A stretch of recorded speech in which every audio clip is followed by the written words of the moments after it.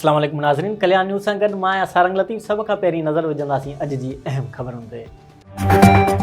सिंध जो वॾो वज़ीर सैयद मुराद अली शाह हिकु ॾींहं जे दौरे ते कंदोलियार पहुची वियो।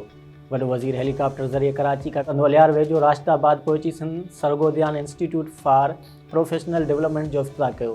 जंहिं बैदि वॾे वज़ीर कंदोलियार जे DC ऑफिस सेक्रेटरीट हाल में वर्क्स एंड सर्विस खाते जे अमलदारनि, वापारियुनि, आबादगारनि ऐं वकीलनि सां अलॻि अलॻि गॾिजाणियूं करे उन्हनि जा मसइला ॿुधी तरजीह बुनियादनि ते हल करण जी ख़ातिरी कराई।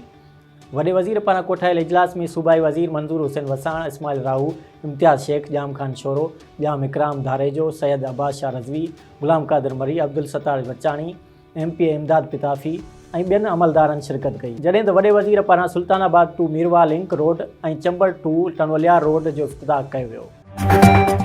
लाड़काणो पेट्रोल महांगो थियण खां पोइ महांगाई खां तंग थी बेरोज़गार नौजवान राजा सूमरो शेख ज़ैद मोड़ ते पंहिंजी मोटरसाइकिल खे बाहि ॾेई छॾी, जॾहिं त पुलिस शहरनि जी मदद सां मोटरसाइकिल खे लॻल बाहि विसाए छॾी, पर मोटरसाइकिल 50% सड़ी वई। इन सिलसिले में पंहिंजी मोटरसाइकिल खे बाहि ॾींदड़ बेरोज़गार नौजवान राजा सूमरो जो चवणु हो त PTI सरकार पंहिंजी वाइदनि जे बरक्स ॾींहों ॾींहुं पेट्रोल महांगो करे रही आहे। जॾहिं त पेट्रोल महांगो थियण करे रोज़मर्रा जे इस्तेमाल जूं शयूं बि महांगियूं थींदियूं पियूं वञनि। होॾां पुलिस साड़ियल मोटरसाइकिल खे पासे ते हटाए ट्रैफ़िक जी रवानगी लाइ रस्तो साफ़ कयो, जॾहिं त बेरोज़गार नौजवान ख़िलाफ़ का बि कार्रवाई अमल में न आंदी वई। नौशरो फ़िरोज़ जे मुख़्तलिफ़ इलाइक़नि में गंदो पाणी बीहजी वियो, रोड पाणी में ॿुॾी विया, शहरी सरापा एहतिजाज। नौशरो फ़िरोज़ जे मुख़्तलिफ़ इलाइक़नि में स्टेशन रोड, हज़रत सैयद मोहम्मद इस्माइल शाह जी दरगाह, अलावारो चौक, इंसाफ़ चौक समेत मुख़्तलिफ़ इलाइक़नि में गटर जो गंदो पाणी नेकाल न थियण करे बीहजी वियो आहे, जंहिं करे इलाइक़ा गंदे पाणी जे तलाउनि जो ॾेख ॾेई रहिया आहिनि। शहरनि खे अचु वञ में सख़्तु ॾुखियाइयूं पेश अची रहियूं आहिनि, ख़ासि करे औरतुनि ऐं ॿारनि लाइ गुज़रगाहूं बंदि थी वियूं आहिनि।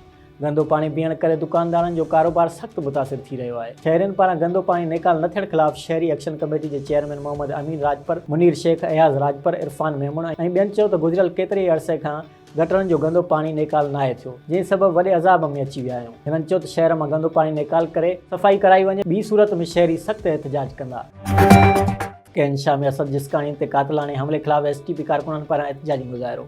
खैरपुर नाथन शाह में STP पारां असद जिस्काणी ते कातिलाणे हमले ख़िलाफ़ एहतिजाजी मुज़ाहिरो करे नेशनल प्रेस क्लब अॻियां धरणायो वियो, जंहिं सबबु दादू लाड़काणे तरफ़ ईंदड़ वेंदड़ ट्रैफ़िक मुअतल थी वई। इन मौक़े ते फ़क़ीर अली हसन जावरी, सिकंदर खोखर ऐं ॿियनि ख़िताब कंदे चयो त MQM जे दहशतगर्दनि STP अॻुवाण असद जिस्काणी ते कातिलाणो हमिलो कयो, जॾहिं त जवाबदारनि खे अञा ताईं गिरफ़्तार नाहे कयो वियो। हिननि चयो त जवाबदारनि खे फ़ौरी तौर ते गिरफ़्तार करे केस दाख़िल कयो वञे, ॿी सूरत में एहतिजाज जो सिलसिलो जारी रखियो वेंदो। सिगा मेयर शाख पारां सैलानी वेलफेयर ट्रस्ट कराची जे ताउन सां 20 मुफ़्त अखियुनि जी ॿ-रोज़ा कैंप तालका अस्पताल मेड़ में लॻाई वई आहे, जिन जो इफ़्तिताह सूबाई सलाहकार फयाज़ अली बुट कयो। इन मौक़े ते फयाज़ अली बुट ॻाल्हाईंदे चयो त असीं इंसानियत जी ख़िदमत ते यकीन रखूं था। अखियुनि जी कैंप जो इफ़्तिताह करे ख़ुशी थी आहे। हिन चयो त जल्द चमड़ी जी बीमारियुनि जी कैंप बि हई वेंदी ऐं अस्पताल जा मसइला हल कराए शहरनि खे रिलीफ ॾिनो वेंदो। इफ़्तिताही तक़रीब में DHO दादू Abdul Hamid Sheikh, MS doctor Zulfikar डेपर, doctor Imamuddin खोसो, डॉक्टर फ़हीम सुमरो, PP अॻुवाण सैयद सिकंदर अली शाह समेत अॻुवाणनि पिणु शिरकत कई। भिटशाह SHO ज़ुल्फ़कार लाशारी जे बहितरीन कार्रवाई। कुझु ॾींहं पहिरियां भिटशाह अंदरि ट्रांसफार्मर चोरी थी विया हुआ। इतला मिलण ते अॼु भिटशाह पुलिस कार्रवाई करे 4 जवाबदार गिरफ़्तार करे मथनि केस दाख़िल करे छॾियो। ट्रांसफार्मर में इस्तेमालु थींदड़ पितल ट्रामो ऐं हिकु रक्षा पिणु बरामद। चोर आसपास जे ॻोठनि मां ट्रांसफार्मर चोरी करे विया हुआ, जंहिं ते शहरनि पारां शिकायत ते SHO भिटशाह कार्रवाई कंदे जवाबदारनि खे गिरफ़्तार करे केस दाख़िल कयो। भिटशाह SHO ज़ुल्फ़कार लाशारी जे मुताबिक़ भिटशाह में ट्रांसफर चोरी कंदड़ हिकु टोलो आहे, जिन मां 4 जवाबदार गिरफ़्तार कया विया आहिनि, जॾहिं त ॿियनि जी ॻोल्हा जारी आहे। जल्द इन्हनि खे गिरफ़्तार करे मथनि केस दाख़िल कयो वेंदो।